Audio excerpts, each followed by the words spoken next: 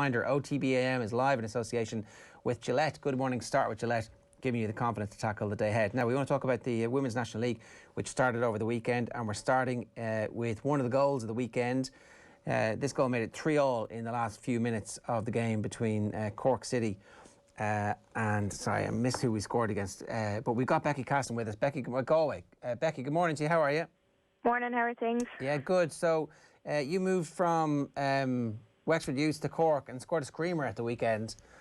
So not a bad start to the weekend for you. Yeah, definitely not. No, it was a nice way to cap off the weekend. A good result away from home as well. The start of the new league season obviously has had a fair bit of interest and a fair bit of hype about it. Is that something that you've noticed as well? Definitely, yeah. The last few years, I'd say the last two in particular, the league has grown big time. Even just like the attention on social media and things like that, it's been huge. What difference does that make in terms of even just the conversations that you're having and the fact that everybody over the course of the weekend on Twitter has seen your goal? Yeah, it does. It makes a big difference. I think even the fact that, we're talking this morning about it, and I think Kylie Murphy was on the show a while ago as well. It's really good just to get the attention and have more people aware of it, I suppose, aware of the league and how good it actually is. We're just showing the goal here. Talk us through this, Becky. So you obviously picked the ball up in a central area. What are you thinking as soon as the ball arrives at your feet? Is it like that keeper's off our line, time to lob it? Yeah, to be honest, I wasn't thinking very much other than there's not long left. We hadn't created many chances, I think, up to that point, so it was kind of hit and hope for the best, really. Obviously, at that point in the game, it's not panic stations, I'd imagine. So are you almost thinking to yourself, let's try anything here and let's get ourselves back in this game? Yeah, I think, we'd kind of come back into the game a few minutes beforehand, and we'd do a bit of shooting practice before training, me and a few of the girls, so I wouldn't be afraid of having shots from range. So I thought, I'll have a pop here and see how it comes off. I definitely meant it anyway. I've had a few people ask me, did I mean it? And I definitely did. And is this something that you've tried before in training or anything like that? Are you trying to ping 30-yarders in training or in games before? I can't say I've ever tried that one in particular or that it's ever come off. But we'd generally shoot from range in training. I'd probably lie that little bit deeper in midfield, so I rarely get into the box for shots. So I tend to work on when they break at the edge. How are you finding life with Cork City? I mean, like the move from Wexford Youths last year, it's obviously leaving a strong team in search of further silverware. In hindsight at this point, I guess the season's only a baby at this point. Are you hopeful about what the season's going to bring? Yeah, definitely. I've loved it since I've been down here. It's been unbelievable. The experience has been... I've learned so much in the last year. We went on a run of 5 wins, and that was huge for the club, the highest finish in 10 seasons or something like that. So, yeah, it was really big, and we've a really young but talented squad that I've no doubt we will go on and get silverware. It's just going to be a matter of time. But yeah, I think we had an average age of 19.4 years, and I was the oldest in the starting 11 on Saturday. So I think that says a lot to have come away with the result that we got, and it'll set us up for the season ahead.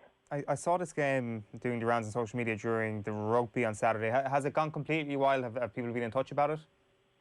Yeah, I've had a lot of people in touch, to be fair. It wasn't even our best performance either, that's the thing. So to have come back from 2-0 down and then 3-2 in the last few minutes was unreal for us, to be fair. How close did you come to getting a winner after that? I can't really remember now. I think it's all a bit of a blur after the goal, to be honest. It was park the bus for a few minutes after that, but no, I think we were happy with the draw after that then. I know you've all been playing each other in pre-season friendlies and stuff, but actual proper competitive football, how good is it to have that back? Oh, it's unreal. And we all know how lucky we are to be in this position, to be playing. So many people, there are a lot of teams in the country that arguably are on the same level as us, like junior football that aren't getting to play.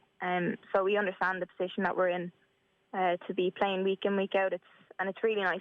It's really nice to be back playing competitively because, like you said, pre-season is one thing, but until it's actually worth something, it's it's nothing really. Talk to us just a little bit about that, will you, Becky, about the difference that it makes having a focus for a match at the weekend, because we definitely have been talking to lots of people about trying to get some sport back, and even for the kids to go training. It just feels like it's going to be a very important tool in the country's general sense of well-being and mental health, and we're not really using it very much at the moment.